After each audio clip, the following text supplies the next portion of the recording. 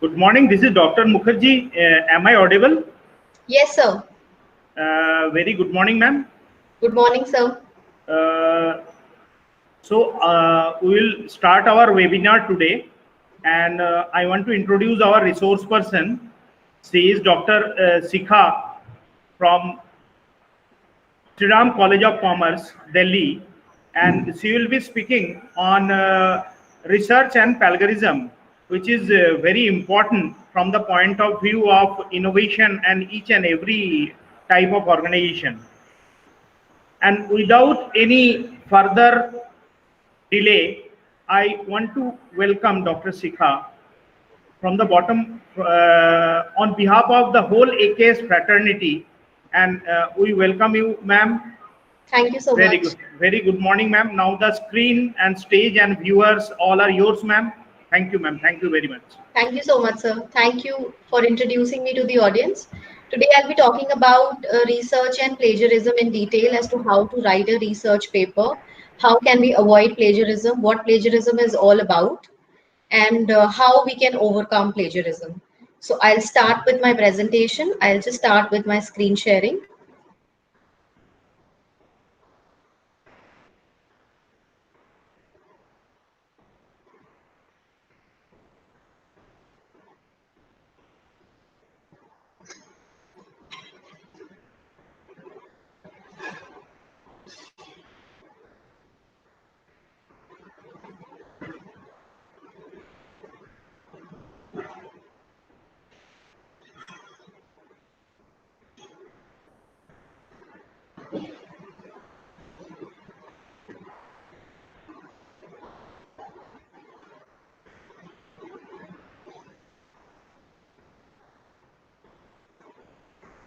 I just wanted to check if my screen is visible to you, sir.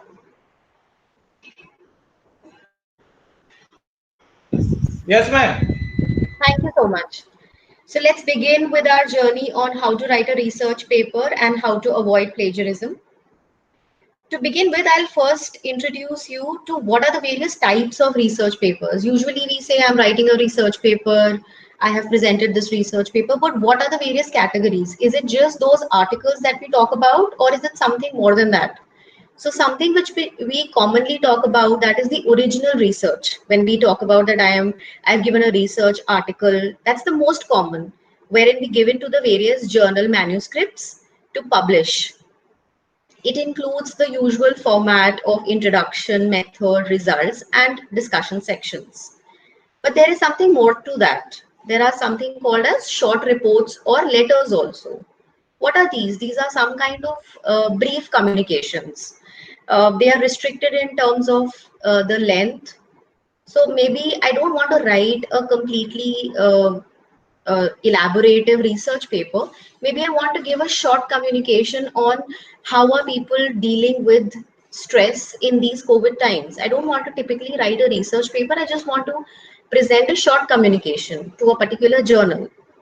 Then they also have this option of short reports or letters. We can refer to various journals, their aim and scope, and they always have these various types. Usually we go for original research like a research article. So we often neglect these kind of short reports or letters. Then there is something called as review articles also. Now, review article is usually which is invited by the various journals. These days, if you will Google some of the journals, Emerald, and any Scopus listed journals that you look for, Sage or Springer, they have this review articles. Review articles are typically 25 to 30 pages. They are in detail giving you a comprehensive summary of research on a certain topic, the perspective on a state of field, and where it is heading. So if today you're going to search something about review articles, majority of the journals that are existing, they want you to write review articles on issues related to COVID-19, because that's something which we're all discussing and dealing with in today's time. And these type of articles, that review articles that we talk about, they're often invited by the journals. So you can yourself also submit a review article, but majority of the times review articles are articles which are invited by the various journals. So the journal says that we invite review articles on sort. So it's more like an in-depth analysis of a particular topic. And such type of analysis, you will find about 100 references to such articles.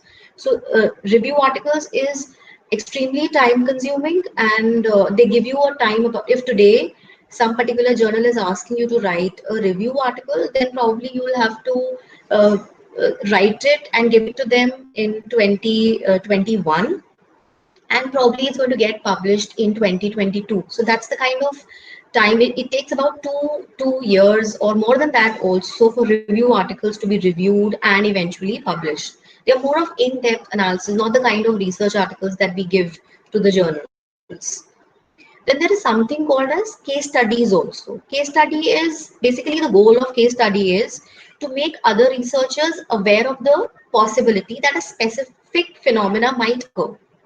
So I want to talk about the various medicines that are being researched for COVID-19 these days, and maybe I want to present a case study that this is the method that I use. These are the combination of medicines that I used, and I want to present a particular scenario. If this is the situation, then this is how we can deal with it. So it's something very specific which we are dealing with in case studies. So these are the various types of research papers that we can have broadly, majority of which we present as our original research articles that we write. Now, after that, it is very important for us to know the structure of a research paper. So when I'm writing a research paper, I must know what kind of structure do I have to follow. Primarily, if I talk about, it is called as IMRD format. So an IMRD format is an international global format which is followed across these days.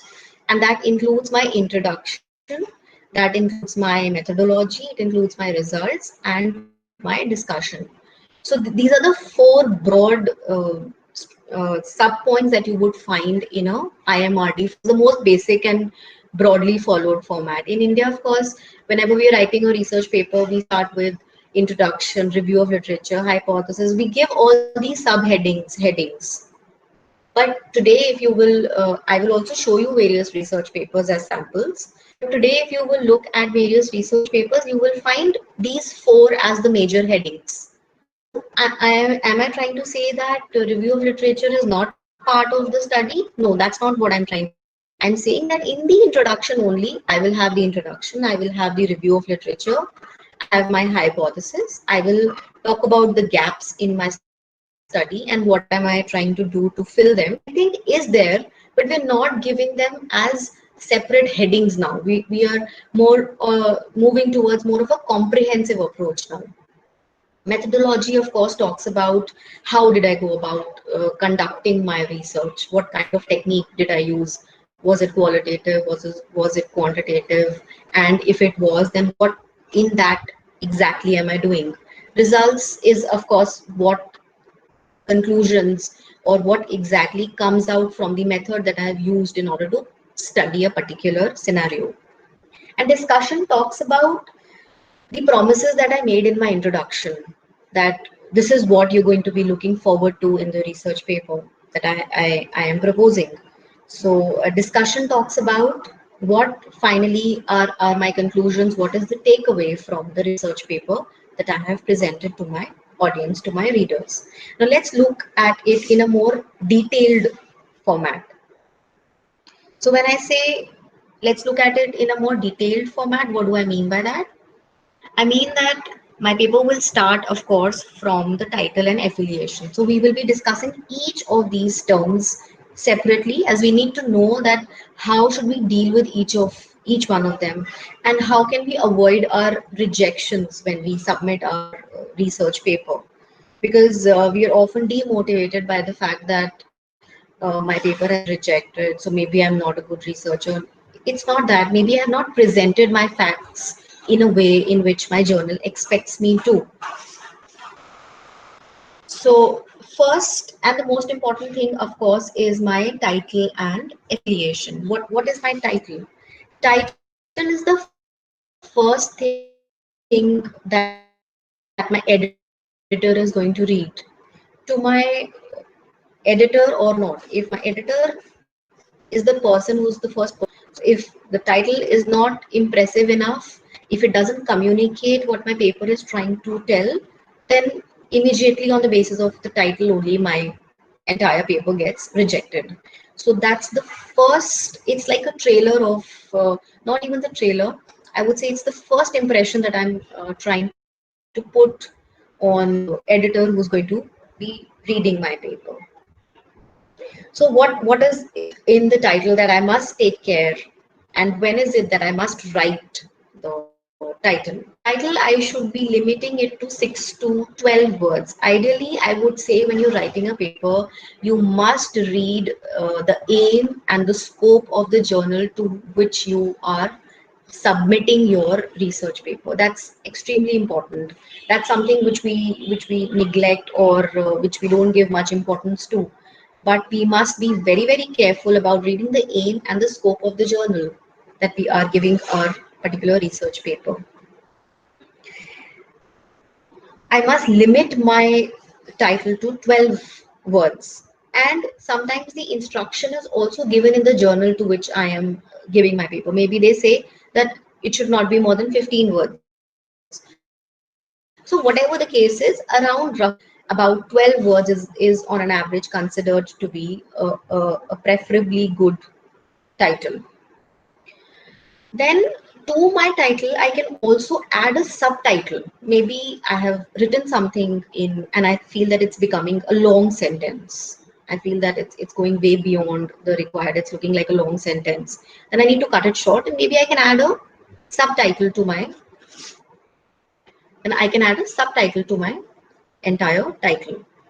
I should always avoid abbreviations. So if I have to write job satisfaction, I cannot write JS. I'm trying to tell you from the examples I have taken from here. So I must avoid any kind of abbreviations. I must write incomplete the entire title.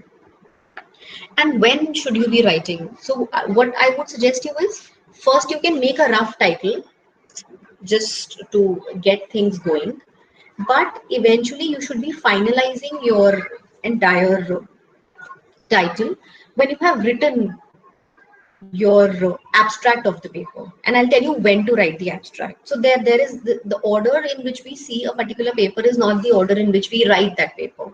The order for writing the paper is different than the way it is presented. So title though is the first thing. Is it to be written in at first? If the answer to that, I would say no. You can maybe have a brief phrase or a sentence that you want just to have a brief idea in your mind, but that's not your final topic at all.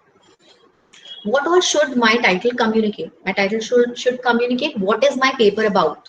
So let's read at the example that we have cited here. Here they are saying it's effect of a spirituality workplace on organizational commitment and job satisfaction.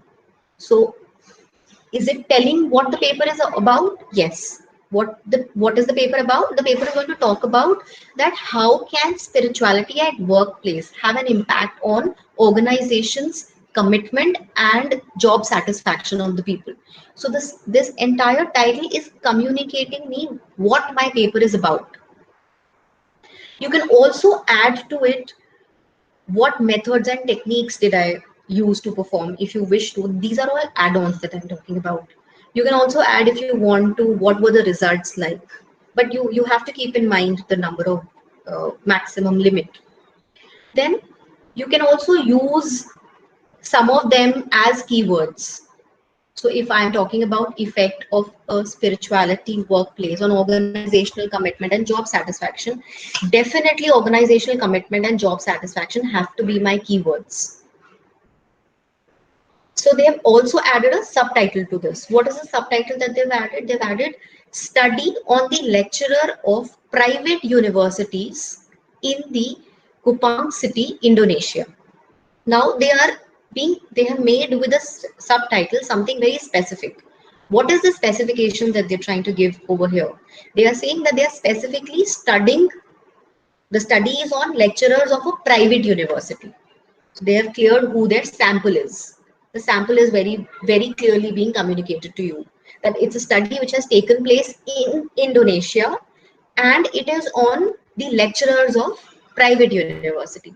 So it's kind of comprehensive title. It communicates what the study is all about, for whom is it all about, and where is it taking place. They are trying to answer all the important questions here.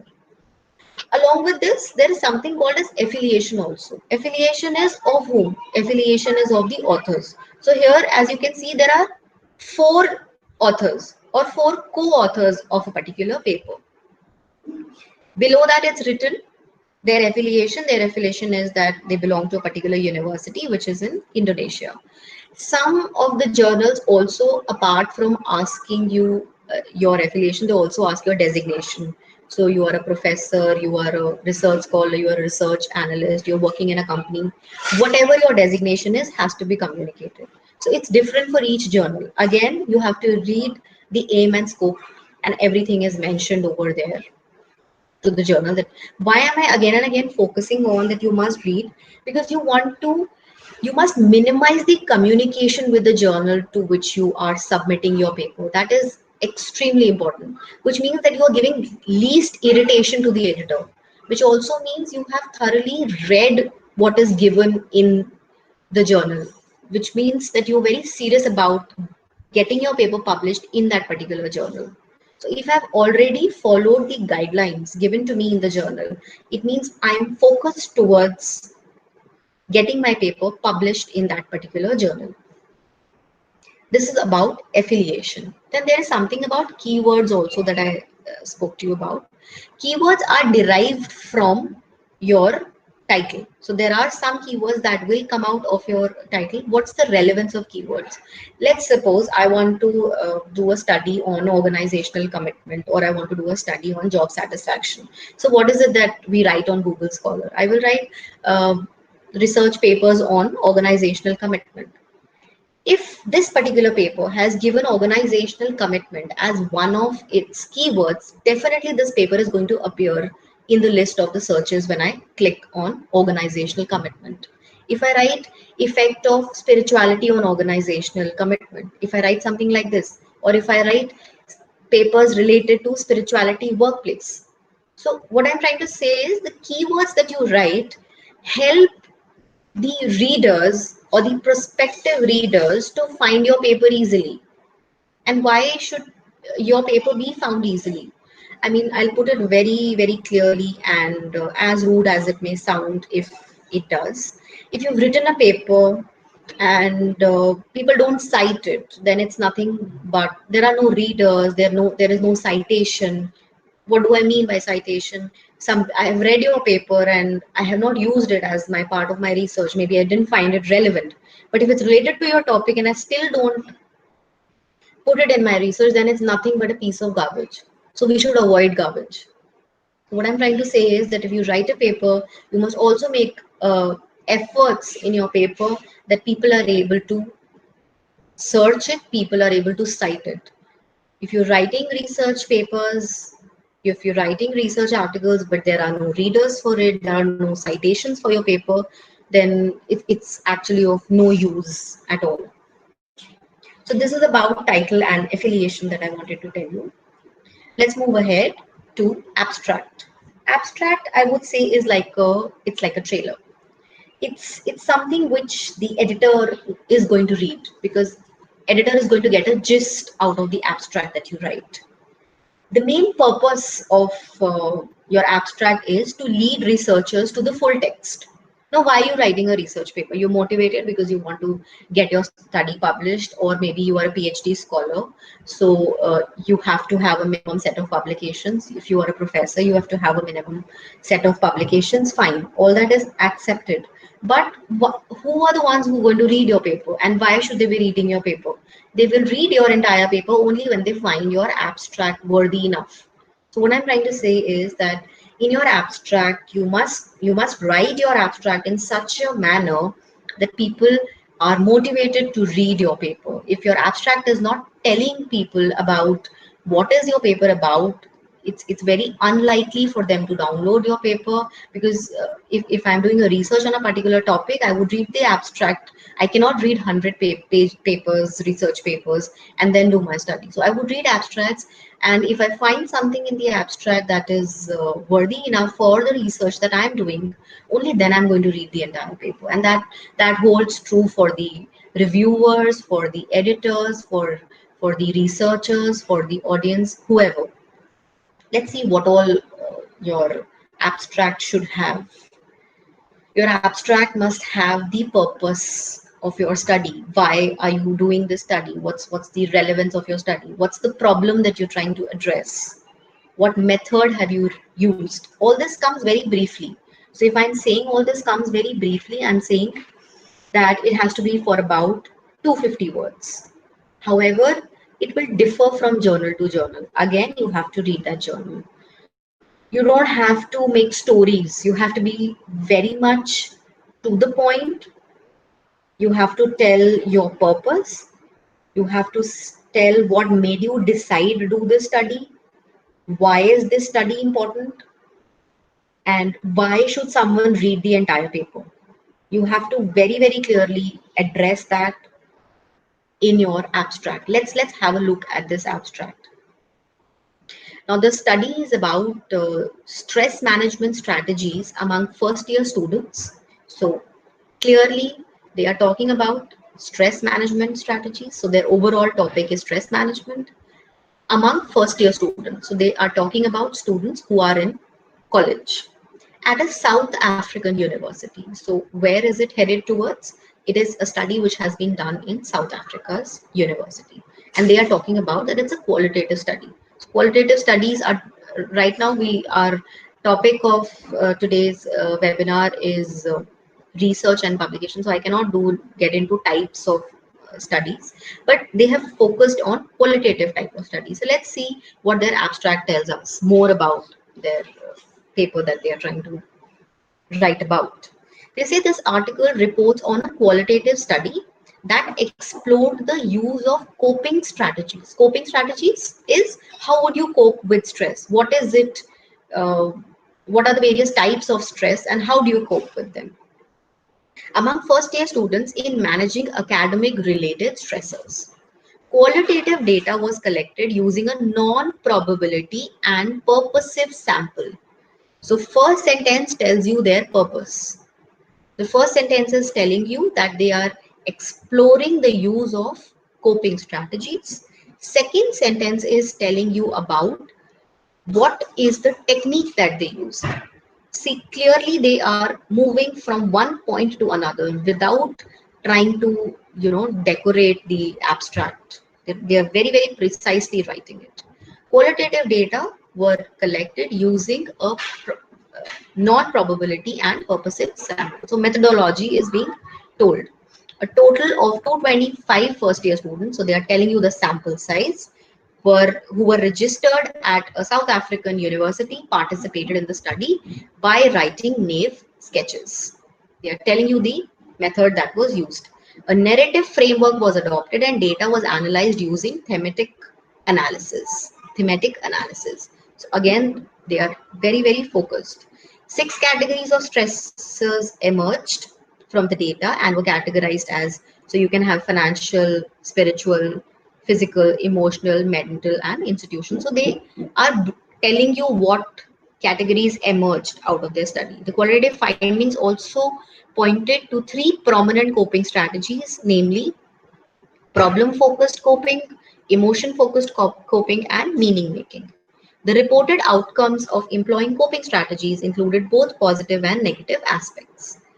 An overreaching theme entitled Hanging in There was interpreted from the data. So they are telling you the highlight of their study and points to an innate sense of hope that assist participants in managing stress.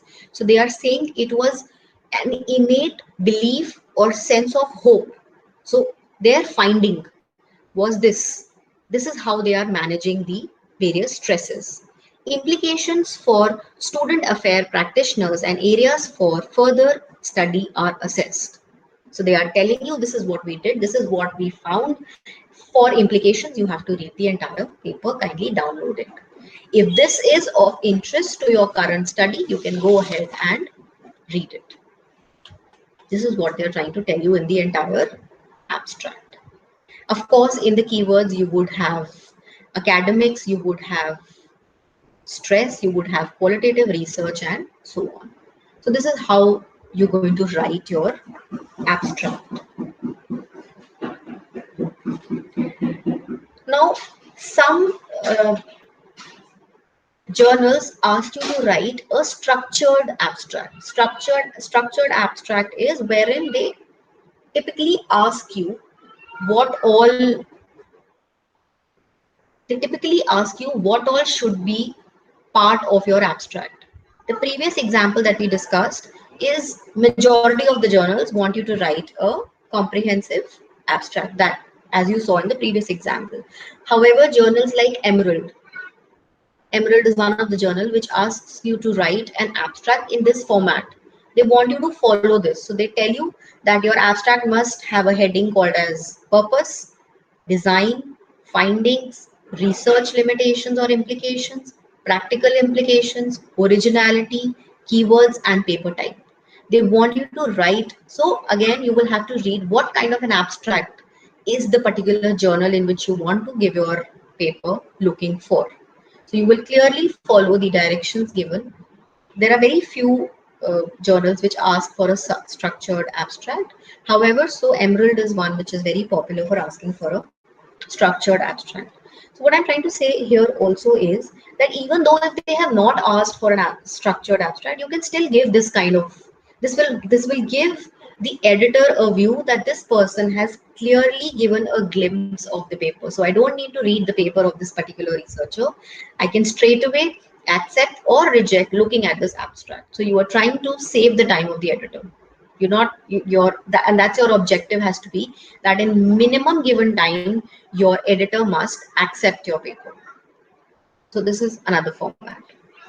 Now let's move on to introduction. Introduction, when I'm saying introduction, also includes my review of literature.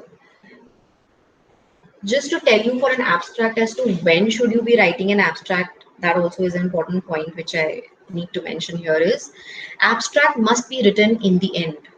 When I say it must be written in the end, I mean it must be written after the last section, that is the discussion section, because your abstract is nothing but the gist. So again, we are following a certain order of a research paper, but are we writing it in that order? Answer is no. Abstract must be written after the discussion. Next, we come to introduction. Again, for introduction, there are certain points that you must keep in mind. What is it that is going to be coming in your introduction? When I read the introduction, I finally downloaded the paper, because I find it interesting to read. So what is it that I must be looking for when I read the introduction, and what is it that the editor is going to be looking for? Introduction includes the gaps in knowledge that your study aims to fill.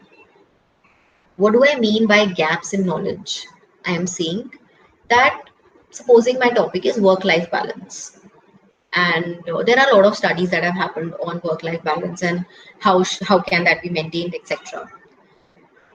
But there was nothing like COVID-19 that used to exist.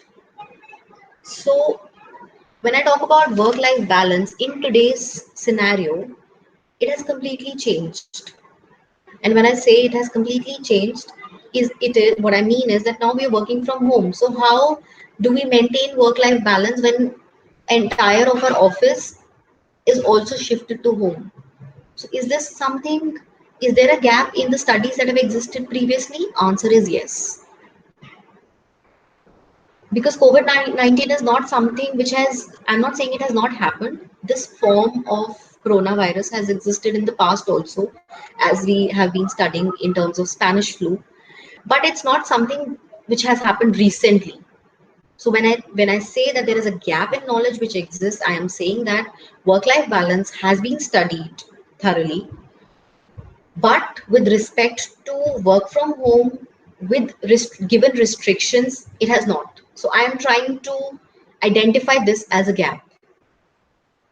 And why does it need a filling? Because I need to categorize my entire study in such a way that I'm trying to give you a solution. So how does my study fill that particular gap is what I'm trying to conclude. So we see a lot of, there was a news that meditation is the most searched item on Google. So what is it? Why are people moving towards such kind of practices? Because people are now working from home. There are added stresses, which are psychological, which are mental, physical also. Because we are not moving out of our houses. So there are a lot of stresses, which is also, and there is also an imbalance in our lives because of dealing with work as well as the homework. So we are working for home and we are working from home. So so I'm trying to tell how does this study fill that particular gap. What I have to do is I have to consider my study as a puzzle, as you can see in the image also. And I'm trying to fill that missing gap. Because if I'm trying to replicate what others have already written, what is it that I'm trying to add? What is new that I'm trying to add in my paper? Is there something that I'm trying to add? If the answer is no, nobody would want to. So my objective of writing a paper is that am I adding something to the existing body of knowledge or not? If I'm not adding anything new to the existing body of knowledge, my paper is a piece of garbage. As simple as that. I'll show you an example to tell you how introduction must be written and what all is to be included in that. Let's have a look at this paper. So let's see their introduction. Just see how they are beginning their introduction. I have already read the abstract for you, so it's more relevant because you already know what this paper is all about. So they are saying the first statement that they are saying is they are trying to identify the subject area. They are talking about higher education plays a crucial role in stimulating a country's economy. So they are giving you a broad view. So how do you start writing an introduction?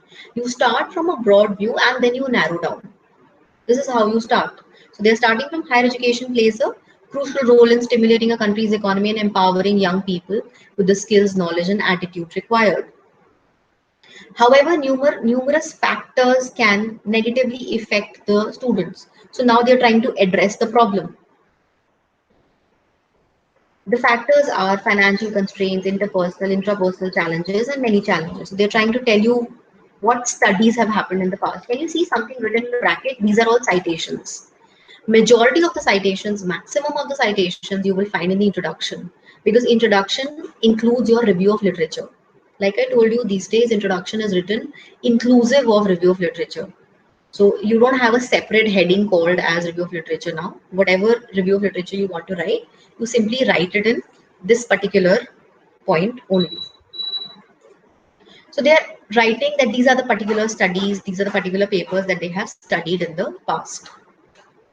So that means that they have done a good amount of studying of literature also. We're talking about academic stressors that are there. Then they are saying within the university context, student affair practitioners are required to assist students in developing the strategies required to cope. So they are saying that coping strategies have also been talked about in the past.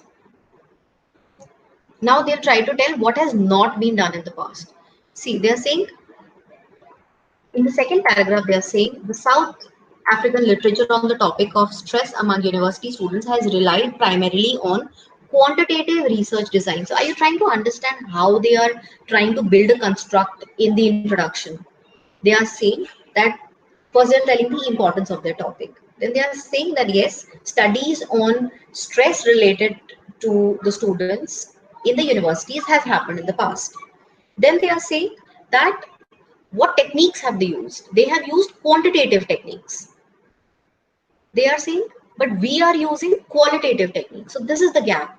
This is the gap that they're trying to fill. They're trying to say that qualitative studies is, if you read the in this particular paragraph, if you read the fifth line, it says qualitative studies could therefore add a novel perspective by giving voice to participants' unique experiences and conceptions of coping with academic stresses. This is how they have hit the nail. In the introduction, if you are not able to give what new are you adding, by novel will we mean something new that you're adding. If in your introduction you're not able to give something new to the existing body of knowledge, your introduction completely collapses, which means that you have nothing new to present in this particular paper, but you're just trying to replicate the studies that have happened in the past, and therefore your paper should be rejected. So when your paper gets rejected, these are the reasons why it gets rejected, because you're not giving anything new. So now they are coming up with their construct. They say it is against the above mentioned backdrop that this article reports on a qualitative study that explored students' use of coping strategies in managing academic related stressors. The study was guided by the following three research questions. They are very clearly writing the research questions. I don't want to go into the details of it, but I'm just trying to give you an overall picture of how you have to narrate your introduction. Then they are also trying to tell you the structure of the paper here. And their entire paper goes ahead. So this is how you're going to be elaborating upon your introduction. When should you write the introduction? You should write your introduction after writing the discussion. So after I write the discussion, I write the introduction. Then once my introduction is written, I write the abstract. If you're writing, if you're making notes of whatever I'm telling you, then your order goes like that, that you write the introduction after writing the discussion. And once you have written your introduction, you write your abstract. So what flow are you going to follow when? So I'm saying that if your review of literature has to be, your introduction has to be not one big long paragraph. You obviously have to divide it into various sections. What are those? First, I hope with the sample paper that I took to show you, you have kind of understood a bit about it. Clearly identify the subject area. First, that is, give a broad view of the theme of the study that you're doing. So the theme of the study that we discussed was higher education and stress. Establish the context. When I say establish the context, entire review, all your citations, references come in this section. State the purpose of study. Why are you doing the study? What is it that you're adding? Hypothesis. What hypothesis are you trying to build? So you don't need to, these days you don't write hypothesis separately. But even though if you want to, you can. There's nothing like you cannot. But I'm just trying to tell you what are the latest developments in the way in which papers are being written now. And then you discuss your approach. What approach are you going to be following? Once your entire review of literature is written, you can just put it in this kind of a table. So this, what is this table telling you? This table is telling you that there was a study done on there was a study done on development of scale. So when I have to develop a scale, maybe I have to develop a questionnaire. What is it that you're going to refer to? You're obviously going to refer to other scales. You're going to refer to other questionnaires that have been developed. So you mention them in one table. You mention their authors and what dimensions they took. This is one of the ways in which you can present your review of literature. If you are developing something with the review of literature as a base, maybe scale development, if you're doing questionnaire, if you're preparing, there will be a lot of review of literature that you would be doing. So there is a way in which it can be formulated, presented in a tabular format. So once you write the entire review of literature, you can also put it in a table. It is highly appreciated by the editor because he doesn't need to get into reading everything. So when I say editor, the professors who are listening to me, they can understand from the perspective of paper checking.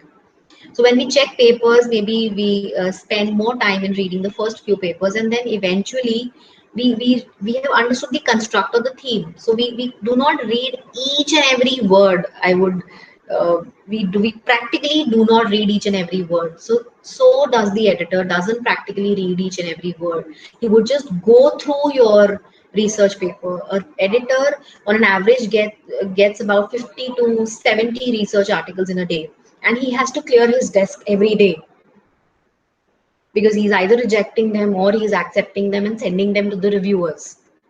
So in this entire process, he cannot read your entire paper. So you have to write your paper in such a manner that it is comprehensive, inclusive, yet easy for the editor to read. You have to make things easier for the editor. Otherwise, things are going to be tough for you. So that's something you need to keep in mind. Yeah, I've already shown you this as an example. Let's move on to the methodology now. Methodology is the heart of your paper.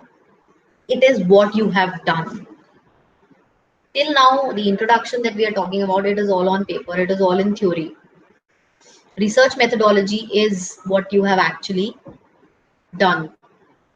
This is the first thing that you have to write. You have to start writing your research paper with research methodology. You have to make diagrams, you have to state your research problem that you have. You also need to write the variables that you have tested in this particular in your particular research paper. What type of research methodology have you used? Are you talking about social trends? Are you evaluating the impact of a particular policy on the variables?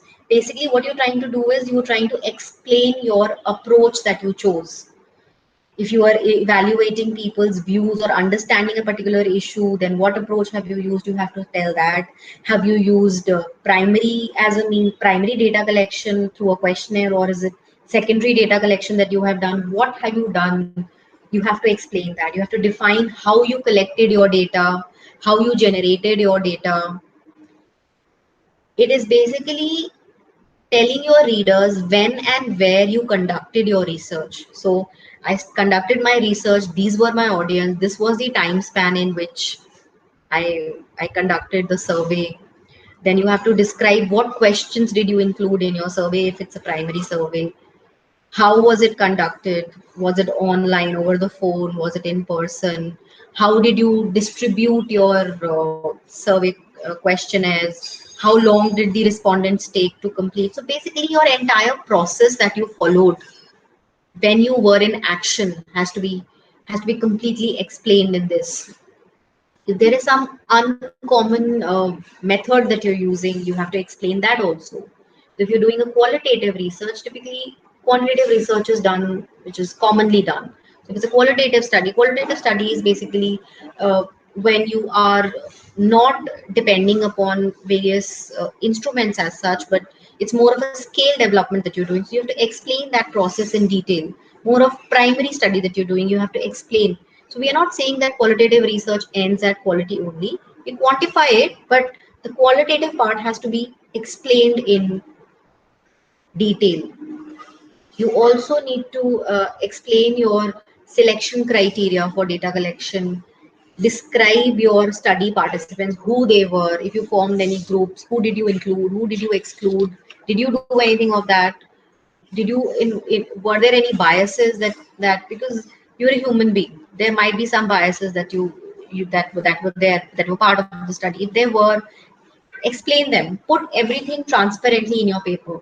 Justify your sample size. That's very, very important. What sample size have you taken? You have told, this is the population size, this is my sample size. Why and how did you come to this number? How did you come to that magical figure? Did you use some formula? Explain that formula. What number you came to? Write that number. Any obstacles you found? Write those obstacles. Maybe people were not interested. These days, people are doing research. People are sending emails that fill our questionnaire. Already we have enough screen time. I'm doing a webinar back to back. So already there is enough of screen time that we are exposed to. We are doing our research also. So on top of that, if we are going to get questionnaires to be filled, how many people would be interested in adding to that screen time? So even though a lot of people are doing research right now from home, how many of them are being able to successfully get it filled? That's a very important problem that you might mention, that I was trying to do research, but people were not maybe filling the forms. We can't go at somebody's place to get it filled telephonically. How comfortable people are. So whatever obstacles you faced, you have to mention. You also have to mention how did you overcome those problems, because you are stating that finally the study has happened. So the entire procedure which is in action has to be mentioned in your methodology. It is very, very good if you can diagrammatically show the steps. So I developed a questionnaire, I got it tested, I got it, I took advice of my advisors, of my guides, I gave it for peer review, then I did a pilot study, then I got some feedback. So each and every step you must mention in the research methodology. This is actually your paper in action. It is there in this research methodology and nowhere else. So a lot of tabulation and workflow is going to add substance to the research, because this is where you have done maximum work in terms of your methodology that you have done. Finally, we come to results. What is results and section, and what does it do? The results section of a scientific research paper presents the core findings of a study derived from the methods applied to gather and analyze the information. So I have got the questionnaire filled, I have, these are the problems, everything I have stated in my methodology. Finally, what is the result? This is what I mention it in this section. It presents you have to present these findings in a logical sequence without any bias or interpretation. Your interpretation should not be part of this section. This is purely what results you have got, that you have to do here. Any kind of comments that you want to make, in the sense any kind of discussions or any kind of thoughts that you want to put, that can happen in the conclusion and discussion section. Here we purely talk about results, your findings. When I said citation, there are no citations that happen in result. There are no citations that happen in methodology. If somebody's methodology you referred to, maybe you can cite it there in the methodology section. But apart from that, any kind of citation that happens, it only happens in the introduction section. No citations happen in methodology, and no citation happens in results. This is your work which you are presenting. Purely your work, nothing else. Of course, what is the question that you're trying to answer here? The question that you're trying to answer here is, what did you find in your research? So how are you going to present it? You must present it in tables, charts, graphs. All that should be done over here. One logical and clear method of organizing the result is to provide them alongside with the research questions. So this was the research question, this was my hypothesis, this is what my result is. This was, so maybe you had 10 hypotheses in your study. So each one you take up one by one, hypothesis 1, hypothesis 2, this was it, this is my result, this is my result number 2, this is my result number 3, report it. It's like a reporting of the methodology that you adopted. That's what you have to do in your results section. So I'll just show you one of the results that might be of help to you, to see how they have. So they are talking about effect of spirituality workplace on organizational commitment. Let's just have a look at their, see how they have mentioned their methods, population and sample, their technique that they have used, their model they have explained. So results and discussion they've put into one. You can club it also, there's no problem. But just mention, see how they have presented their results. Tabular format. What was the characteristic of the respondents? Like I just told you, your hypothesis, result of the hypothesis. Hypothesis number one, they are trying to tell you the effect of spirituality workplace on job satisfaction. Clearly putting the table as it is, clearly putting the result as it is. This is how your results have to be as clear as possible. Hypothesis number two, this is my result, nothing else.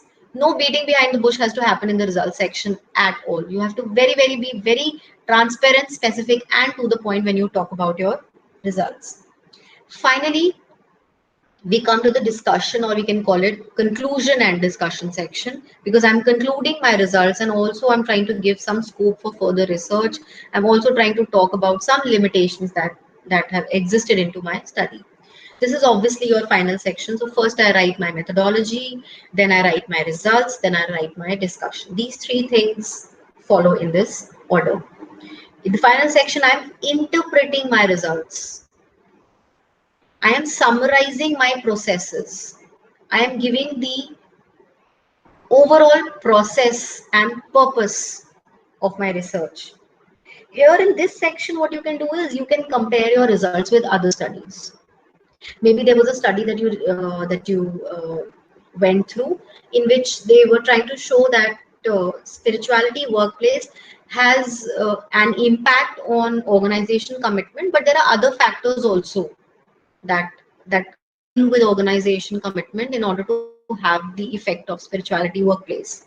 So what I'm trying to say is that you can make a comparative analysis of the other studies with your study in the discussion section.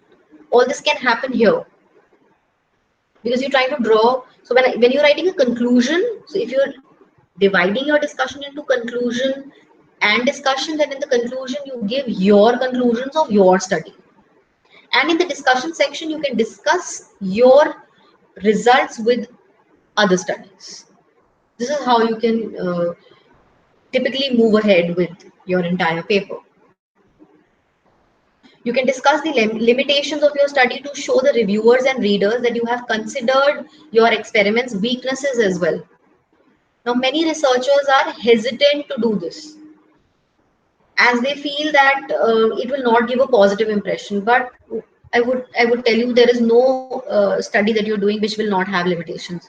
You may have limitation of time, you may have limitation in terms of your data collection, any kind of limitations you may have. If you present them objectively, it's not a weakness. It's actually being transparent about the study that you have done. Then you also discuss what your results may mean for the researchers in the same field as you. How could your findings be applied? Can your findings be applied if you've developed a scale? If you've developed a scale to measure organization, supposing you've developed a scale of organization commitment. So you are saying that with the scale that you have developed, I can measure the commitment of the employees in an organization. So can I use that scale in my organization? Is it applicable to my organization or not? Is it specific to the education sector? Is it specific to the corporate sector? What kind of employees have you developed, or is it a general scale that you've made which can be applicable? So this is also a limitation. Maybe you have developed a scale to study the organization commitment of teachers specifically. So you have that is a sense of limitation also. So what are you trying to tell your readers is that you can use my organizational commitment scale, but it is applicable as of now to taking into consideration the teachers only. So maybe there are certain questions which are specific to teachers, which will not apply to the corporate sector. So that's kind of your limitation. Can your limitation conclude into scope for further research? 100%. So what you're saying is that the scope of further research is that you can have a generalized organizational commitment scale. Maybe you can make a comprehensive, more elaborative study. So how can I use your scale? Maybe some sections of the scale I can pick up as a researcher if I'm referring to your scale, and I can add on some questions which can be general. So what you're trying to tell to the readers is that there is scope for further research in your paper. So maybe your research can be my starting point of my research. If you're able to give them a scope for further research, Definitely, other researchers can add value to your existing body of knowledge, and that gives them a kind of a starting point.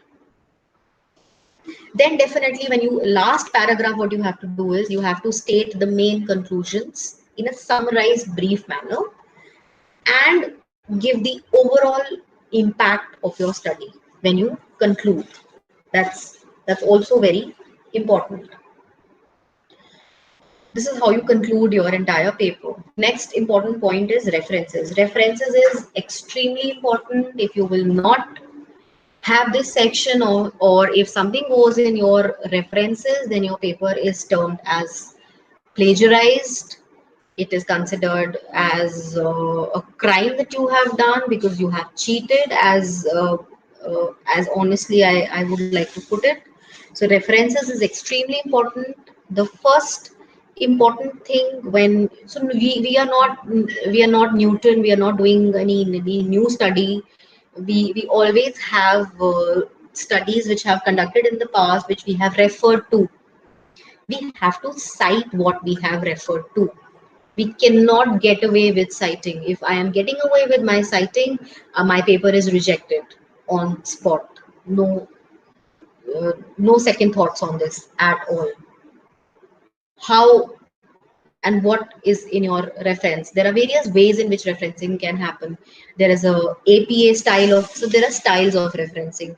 There's an APA style, there's a Harvard style, there's a Chicago style. These are various names which are given, and various journals. Again, I have to go back to the journal to check what type of reference they want. If they say you have to give your references in APA format, you have to follow that. Please Google. This is extremely important. Whichever paper you download, you must copy paste its URL. So there's a way in which you keep your entire study reference material together so that you do not miss out on any references. And how do you do that?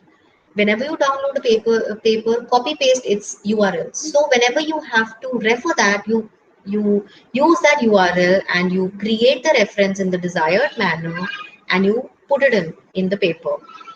Your references must be exactly equal to the number of citations, not more, not less.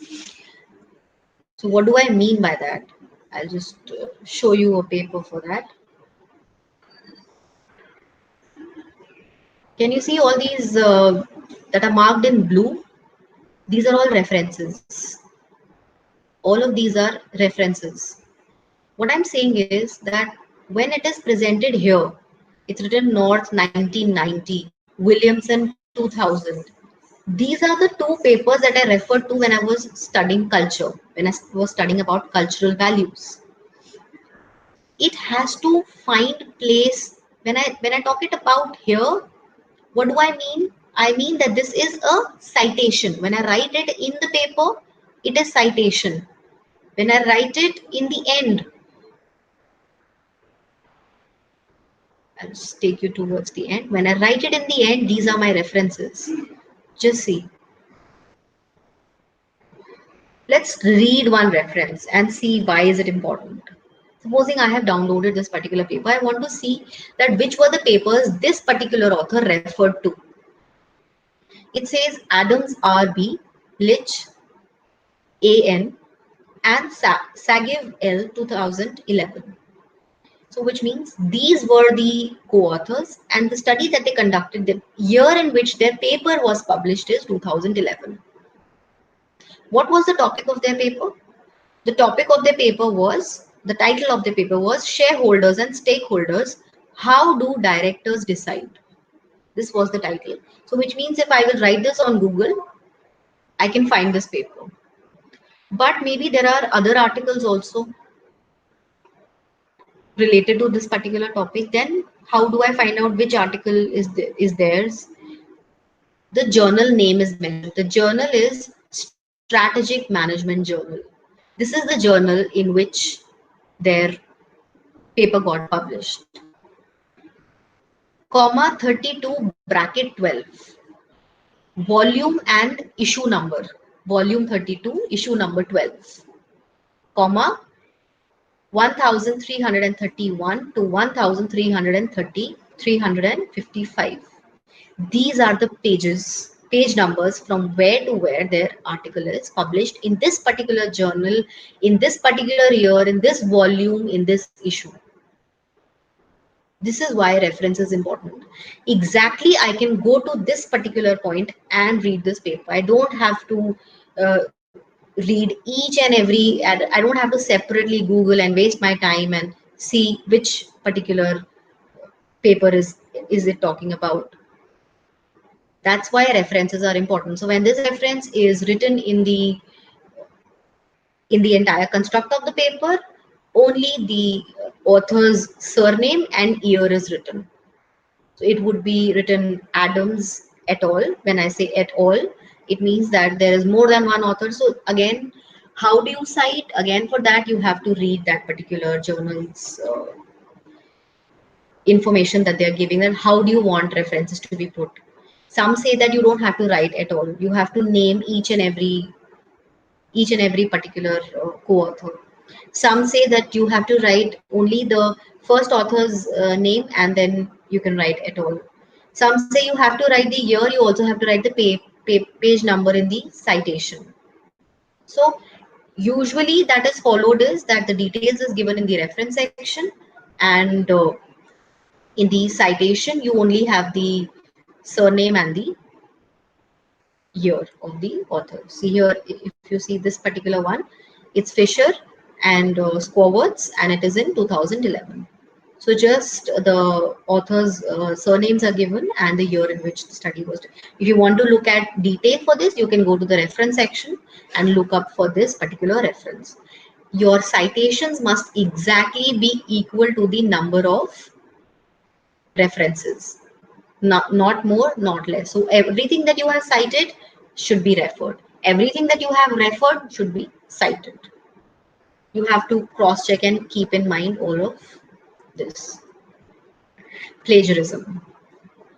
Everything done, methodology perfect, everything going well, but I have cheated. I have copied, I have pasted, but I have not acknowledged. What is plagiarism? First, most important thing, what is plagiarism? Is plagiarism citing other people's work? No. It is citing other people's work, but not acknowledging those people whose work you have copied. Plagiarism is the unethical practice of using words or ideas of another author, researcher, or your own previous works without proper acknowledgement. There is self-plagiarism also that is happening these days. So what I'm saying is that I have read a particular research paper and I have copied that particular paragraph in my particular article. But I have not cited. I'm trying to show, oh, this paragraph I have written. The editor will do a plagiarism check through the software and he will come to know that you have cheated and he will reject your paper and he will bounce back and tell you that your article is found to be plagiarized, therefore your paper is rejected. As simple as that. So what we are trying to say is that when you are using somebody's research work, acknowledge that person. Acknowledge that person in the format which is to be followed. If you will not follow the format, again it is plagiarism. Then there is something called as, like I was saying you, self-plagiarism. What is self-plagiarism? Self-plagiarism is, I wrote a paper in 2010. Today, in 2020, I want to further my research on that particular paper. So I am citing my own work. Maybe I did a study on development of a scale. And today I feel that the scale that I developed requires certain additions in the questionnaire, in the scale that I developed. So I'm using my own scale. So I will say that I'm using my own scale. What is plagiarism? I am citing my own work. I don't want to give acknowledgement. Sorry, that's not allowed. Even if I'm using my own paper, I have to cite that particular paper which I am using as a reference. So we have to get away with this self-plagiarism also. We cannot copy our own work also. We have to acknowledge our own work also. It is a major put off by the editors. If you repeatedly submit your articles which are plagiarized, they can blacklist you. So don't get into this act of plagiarism at all. How will you avoid it? I will give you one very simple, though not that simple, but you have to constantly practice it. Supposing I read a particular paper, I don't understand it at once, so I decide to copy it. My paper is rejected straight away. I read the paper once, twice, thrice. I have to read and read the papers again and again. It's not an overnight task to write a research paper. A good quality research paper will take about 1 to 1.5 years to be written and published. It's not a 2 month or fortnight thing that you will do and you will get it.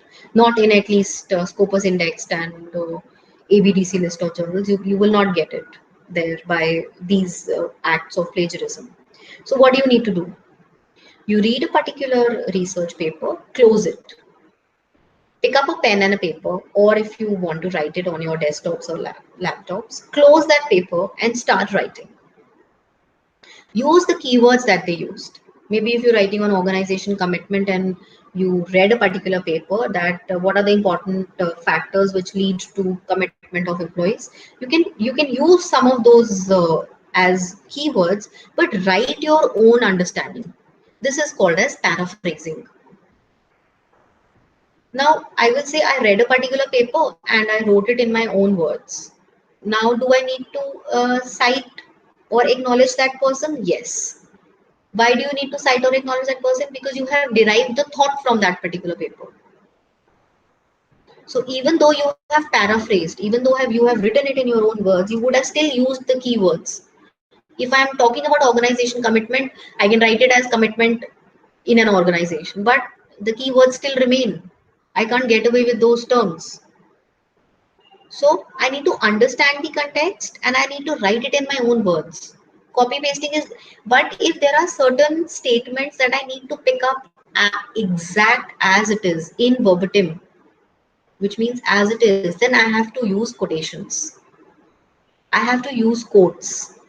When I say I have to use quotes, I can put it in inverted commas because I just could not do away with using that particular line. That was very essential to my piece of research also, and I wanted to cite that. Fine, you do that. Put it in inverted commas if you're exactly taking it from a particular paper. Then how do you cite it? When you are putting something in inverted commas, you not only write the author and the year, you also write the page number. When you use quotes, you also have to write the page number for using quotes because you are exactly picking it up from a particular page. Whereas when you write a particular, when you paraphrase, then you are just trying to conclude a particular research paper. Then you don't need to write the page number. You only need to write in the citation, the author and the year. So this is slight difference between paraphrasing and quotes. However, you should avoid quotes as much as possible. But I mean, it's not a crime to use quotes, but as less as possible. You also need to identify what you have to cite and what you don't have to cite. Any words or ideas that are not your own, but you have taken it from your another paper, they need to be cited. Even if it is your own paper, you have to cite it. Your own tests that you have conducted, you don't have to cite. Everybody is using SPSS. You don't have to cite. These are your results. Whatever factor analysis that you have conducted, you don't have to cite it. It's your own result. And last but not the least, you have to use a plagiarism software. Turnitin is the most authentic software that is being used. However, online, however, it's a paid institutional software, an institution that purchases it. It's Turnitin. But online, if you do, you can use plagiarism checker for your preliminary, checking that you want to do. But entire research paper, you have to use a particular authentic software to check if there is still any plagiarism. It will exactly give you what you have picked up, and then what step you have to follow next is you have to cite whatever it's telling you that is plagiarized. So don't get into this embarrassing situation. Paraphrase and write it yourself. That's very, very important. Now you have written your paper is published, congratulations. But what what it is that you need to take care when you are choosing a particular journal. Congratulations are only when you have not given it to a predatory journal. These days a very important term that is being used is predatory journals, fake journals, journals which are asking you to pay 1,000 rupees, 1,500 rupees, 2,000 rupees, whatever charges as publication charges. If any journal is asking you for money to publish your paper, it's absolutely not a good idea to publish in such journals. They are neither Scopus indexed nor do they have any authentication. You're only going to waste your piece of research if you get your papers published in such kind of journals. So don't go for them. You search online. Uh, these days, what is happening is that the journals are saying that we are Scopus listed. They will give you, there is a journal, international journal of this, and they will say we are Scopus indexed. So you say, oh wow, this is Scopus index journal. Fine, I must go ahead and print my paper, get my paper published in this. Well, you must look for that name in Scopus. So search the Scopus website, then search that particular paper on the Scopus website. If you find that same paper with the same ISSN number, then only go ahead and publish your paper, otherwise don't. So you have to cross check before you publish your paper. Now, is it indexed? The first term here used is indexing. So we say that your paper, the journal that you publishing your paper must be indexed. So what is indexed? It should be preferably be indexed in Scopus. It should be a Scopus indexed journal. Scopus indexes only those journals which are in terms of good quality, which have a good impact factor. Then what is impact factor? Impact factor is a measure of the frequency with which the article of a journal is cited in a particular year. For example, I have a ABC journal and it is listed in Scopus. So I will say my journal is indexed. And the journal writes in Scopus, the name of the journal is mentioned, and it is also mentioned that this is the impact factor. Supposing the impact factor is 0.89. What does this mean? This means that in a particular year, in this journal, if supposing 100 articles were published in a year, out of 100, how many articles have been cited by other people? If the journal in which you are getting your paper published is not cited, then the impact factor of that journal will be low. So impact factor is of the journal of a particular year. So higher the impact factor, better it is, I would say. Then what is H index? H index is how many times, how many citations are there of a researcher's paper. So if I have a paper which I published in 2018 and it of that paper, it has been cited 5 times. So that is talking about the H index. My H index. When I say H index is of a researcher's article. And when I say impact factor is all about the journal. So both the things are different, yet important one when you have to get your paper published. Finally, we will conclude with certain points that you must remember. It's more of a conclusion. So I need to tell my readers why they should be interested in my work. That's going to happen with my abstract. Your article should do what it says. If I'm saying that my article is about finding the effect of spirituality on organization commitment, it should be doing that. I must explain my results. If I've just cited my results but not explained it, how are the readers going to understand it? So that must be explained. I should keep the literature review focused, complete, and balanced. So it should not be very long, yet it should be comprehensive. So a balance between the two is extremely important. I have to make my sentences readable, clear, and concise. So what do I mean by that? I don't have to use complicated English. I don't have to use abbreviations. So is it that throughout the paper I have to write the full form? No. So if I have written a particular short form, if I'm using a short form for a particular term, then I write it in the brackets for the first time. So I write the complete form of it for the first time, and then in the entire paper, I can use the short form of that. For example, I have to write uh, organization commitment scale. So it is OCS.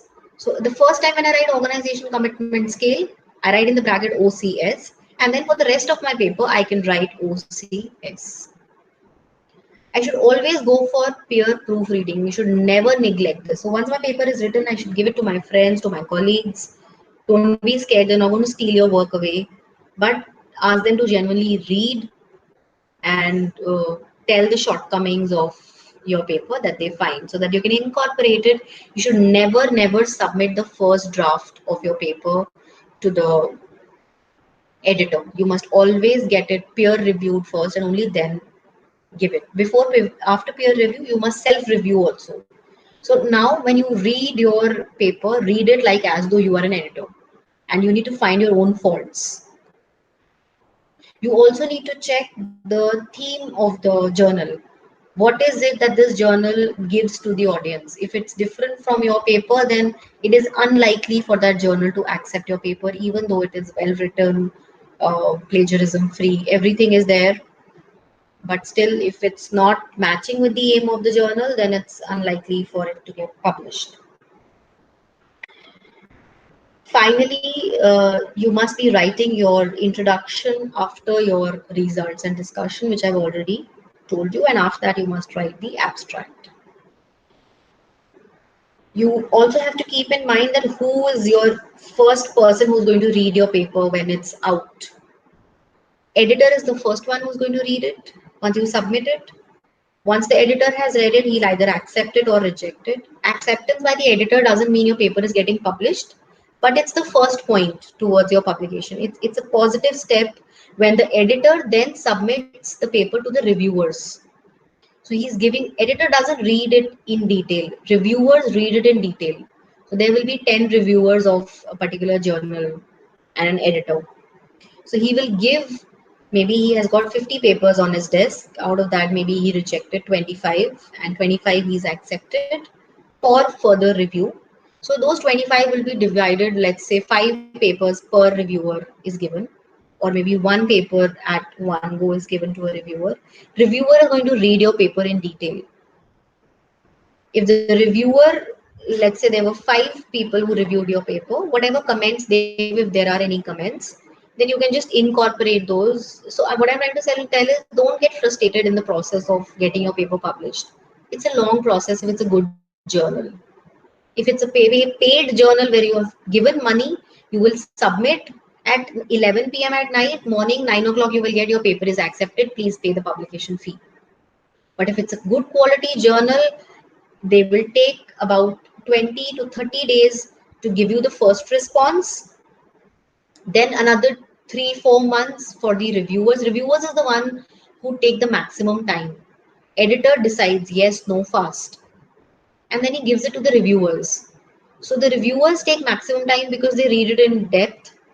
And most of them are doing it as a voluntary service. So something which you do voluntary, you do not prioritize maybe. So they take a lot of time in giving their opinions for your paper. And they are the ones who have to read it in detail to give it to you. So once it's reviewed, if there are some comments, you have to incorporate them. If there are some questions that come, you have to incorporate them, then submit the paper again. So typically it will take about 10 to 12 months on an average for your paper to get published once it's ready in a good journal. So you need to have that kind of patience to get your paper published. Another thing I would like to say is that you have to give your paper only to one journal at a time. Otherwise, you can be blocked from certain journals. Because if I'm a reviewer at a Springer journal and I'm also a reviewer at an Emerald journal, and let's say my area is human resource management, and you are likely to submit your papers in human resource management related journal, so you will think, fine, let me give it here, let me give it here, and by chance I get the review of both the papers, you are immediately blocked. So don't do such things. Don't get involved in unethical practices. And my best wishes to everyone who is on the journey of writing a research paper. And with this, I close my presentation for today. Anyone has any questions, you may please ask.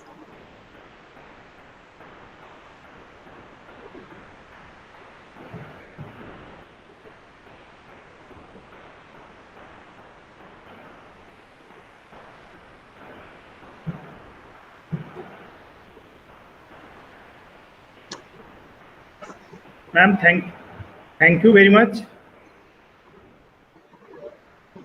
Ma'am, am I audible? Yes, sir. Ma'am, thank you very much. And it was such a nice session. It was a very nice session, and you have given all the insights of how to write research paper categorically in various renowned indexed journals, and we have gone through this plagiarism also. And I hope all our audience, all our spectators, those who are online today, they might have gained a lot in this session, and this will be very helpful for them, for the students, for the faculties, for the research scholars, and all the practitioners also. Thank you so much, sir. And another thing I want to tell to all the spectators that those who are registered or those who are not registered, we will be sending a feedback form in your official email, so that you can fill and send it back. And on the basis of that only, we can frame the e-certificates. Once again, from the whole fraternity of AKS University, we would like to thank our elite resource person from Delhi, Dr. Sikha, and it was, ma'am, it was a memorable and very nice session. It was very fruitful. Thank you, ma'am. Thank you very much. Now we will Thank you so much. Thanks a lot. officially close.